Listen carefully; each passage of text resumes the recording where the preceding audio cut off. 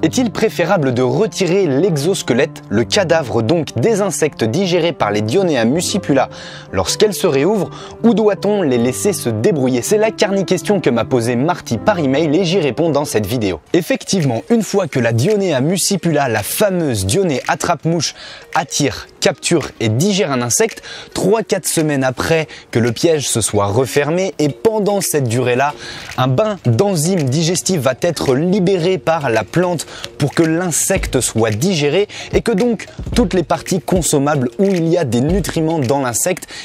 soient consommées par la plante. Sauf que une fois ce processus de digestion terminé, il reste effectivement l'exosquelette, le thorax donc et l'abdomen, qui est une partie dure, non consommable par la plante, car tout simplement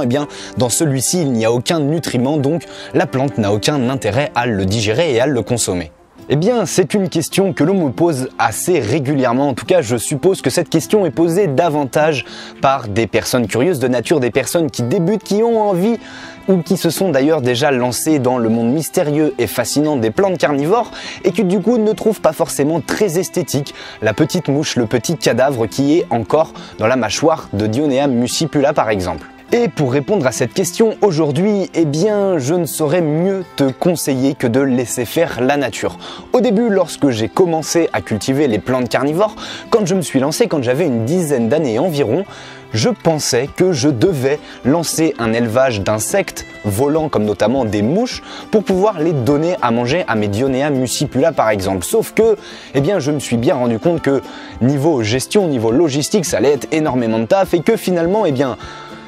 je l'espère aussi que ça sera ton cas, tu verras, tu vas te prendre de passion par ce végétal et donc petit à petit ta collection va augmenter et effectivement tu pourrais te le permettre de le faire lorsque tu as une ou deux Dionea muscipula, mais dès que tu commences à en avoir un peu plus, de retirer le cadavre c'est pas possible. Et finalement ça revient un petit peu à l'histoire que je te racontais par rapport à l'élevage que j'ai pensé faire. Plus j'avais de plantes carnivores, plus je me disais que non, ma manière de penser n'était pas forcément très adéquate, simplement parce que cela allait demander énormément de temps et qu'en plus de ça, dans la nature, il y a déjà des insectes volants, des insectes rampants et donc suffisamment de repas pour mes plantes carnivores et que personnellement, je n'aurais pas besoin de m'en occuper. Donc certes, laisser le petit cadavre, le petit exosquelette de la mouche par exemple dans les mâchoires de ta Dionée n'est pas forcément très esthétique, sauf que en utilisant par exemple ta pince à épiler, lorsque tu vas vouloir retirer le cadavre, l'exosquelette, il y a de grandes chances que par mégarde,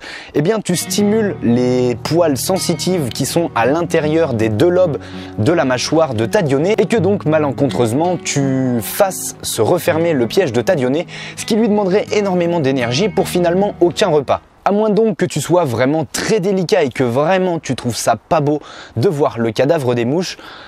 Une fois de plus, normalement la nature est là pour faire son travail et donc le vent ou la pluie devrait faire en sorte que ce petit cadavre la part. Et même si ce n'est pas le cas, si par exemple comme moi tu cultives tes plantes carnivores sous une serre, effectivement les petits exosquelettes risquent de rester et peut-être que oui tu verras apparaître un noircissement au niveau de la mâchoire de ta Dionée, mais sache que ce n'est pas tout le temps le cas, donc autant laisser faire la nature. De toute façon, une fois de plus, si la mâchoire de ta Dionée se met à noircir, dis-toi que c'est simplement Dame Nature qui a décidé que l'exosquelette qui resterait développerait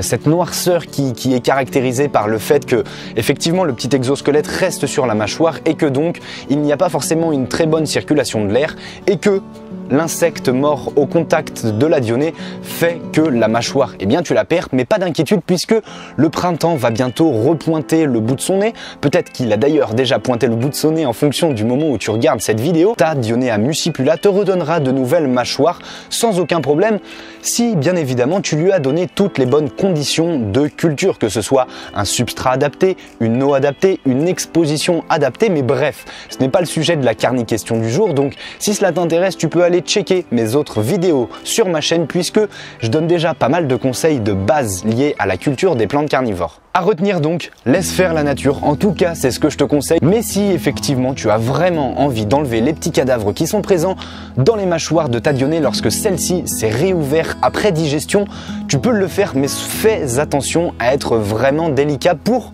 ne pas restimuler quelques poils sensitifs qui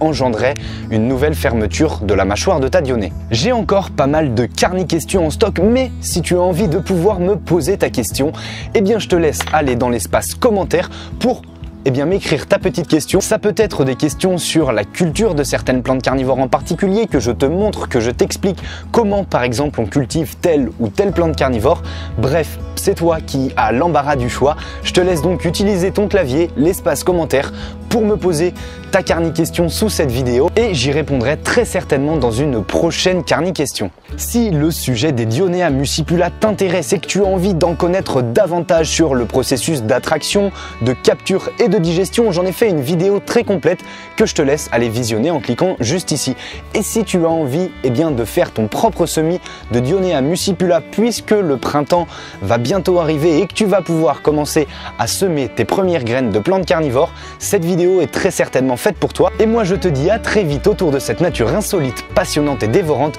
Ensemble cultivons l'insolite, c'était Les Dents de la Terre.